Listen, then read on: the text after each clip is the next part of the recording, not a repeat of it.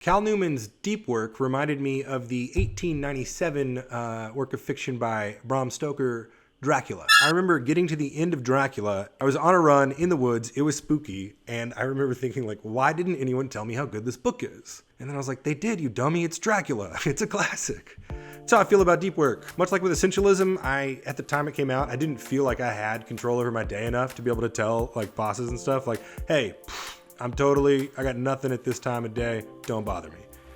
In fact, I kind of tried. I read Deep Work thinking, oh, this is like good to great, right?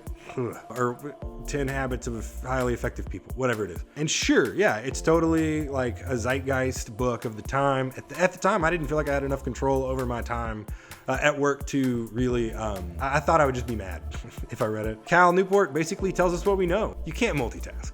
You can't multi-focus is what he says. You can multitask, but you can't multi-focus. If you focus on one thing and you work really hard to produce that thing, you will produce more of that thing. It will be better.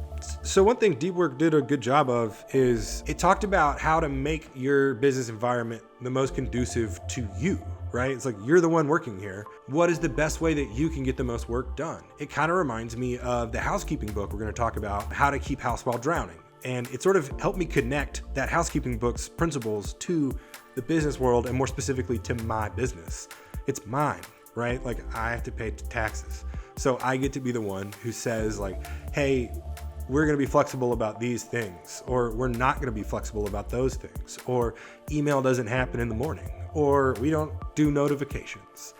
It's my business, right? But it also argues that we should create spaces where other people feel free to work the best that they can work, right? And in those moments where we have to work together in these incorporated collaborative moments, then we can compromise. You know, just because something works great for us, or because we're trying to fully optimize something for us, doesn't mean that that's going to be the best for the people we work with. I don't know. It's been something I've talked about in my classroom a lot this semester. It's like, if we don't create more equitable spaces, we will lose employees, we will lose partners. You know, we won't get as good of work done. The quality of work will be less. And so this sort of like always up and to the right culture we live in, which on camera I guess would be always up and to the right culture we live in, just doesn't accommodate these like spaces of retreat or of focus, or different, you know, sort of like different paces of work with the trust, you know, that things will continue to improve or maintain. It's this sort of like shareholder return economy. And I don't know. I don't think it's necessarily great for quality, right? It's been fine for quantity, but is that what we're looking for? Anyway, in case you haven't had it recommended to you before, Deep Work, Cal Newport, really changed the way I think about not just the way I work, but the way I work with others and the way I'm going to teach my students to work.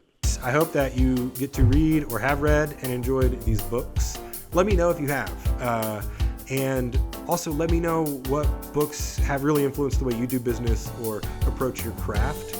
I'm always interested in updating my book list, and love the connection. So jb@lettersclark.com. Let me know. Yeah, don't forget to, I guess, like and subscribe. I don't know, dude. I'm not one of those. All right.